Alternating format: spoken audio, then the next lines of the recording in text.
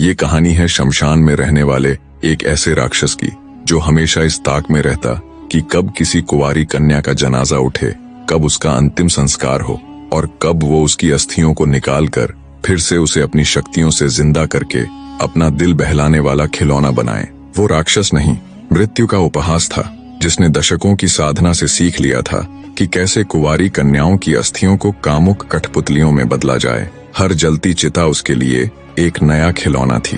गुजरते वक्त के साथ वो दुष्ट राक्षस और भी ताकतवर होता गया।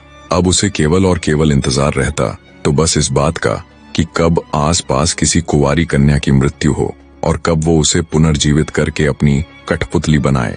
शमशान में जब कभी किसी कुंवारी लड़की का मुर्दा शरीर दाह संस्कार के लिए लाया जाता तो उस भक्षक की आंखें चमक उठती।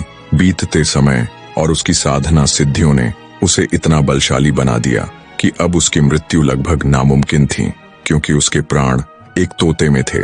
दुष्ट दानव ने उस तोते को ऐसी जगह पर रखा था जहां इंसान तो दूर कोई परिंदा भी पर नहीं मार सकता था। दरअसल वो तोता 7 समुद्रों के बीच बने एक छोटे से कोठड़े में था। उस कोठड़े तक जाने के लिए भी 7 दरवाजों को पार करना पड़ता। उन 7 दरवाजों में हर दरवाजे के पीछे छिपी थी एक अत्यंत कठिन पहेली। उस पहेली को हल करने के बाद ही दरवाजा खुल सकता था। किसी भी मनुष्य के लिए 7 समुद्र पार करना ही नामुमकिन था, पर अगर कोई उस नामुमकिन रास्ते को पार कर भी लेता तो उसकी असली परीक्षा वो दरवाजे लेते, जिस कारण त्रैलोक्यसुर से पार पाना किसी मनुष्य तो क्या किसी देवता तक के लिए असंभव था। ज्यों-ज्यों उस दानव की शक्तियां बढ़ती गईं, त्यों-त्यों उसकी भूख भी बढ़ती चली गई। अब उस घिनौने राक्षस के लिए किसी पवित्र कन्या के मृत शरीर का इंतजार करना बर्दाश्त से बाहर होता जा रहा था। वक्त बीतता गया, दिन निकलते गए, धीरे धीरे दिन महीनों में तब्दील हो गए। बढ़ते समय के साथ त्रैलोक्यसुर की बेचैनी और उसके सब्र का बांध टूटता जा रहा था। फिर एक दिन वो हुआ जो कभी नहीं होना चाहिए था। त्रैलोक्यसुर अपनी प्रतिज्ञा की बेड़ियां तोड़कर किसी जीती जागती पवित्र कन्या की खोज में निकल पड़ा।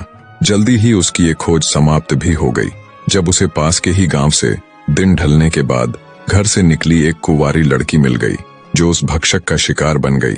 हमेशा अर्धजीवित कन्याओं के साथ खेलने वाले उस दुष्ट राक्षस के मुख जब किसी पूरी तरह जीवित लड़की का खून लगा तो मारे आनंद के वो बावरा हो गया। अब तो उसका ये रोज का कृत्य हो गया था।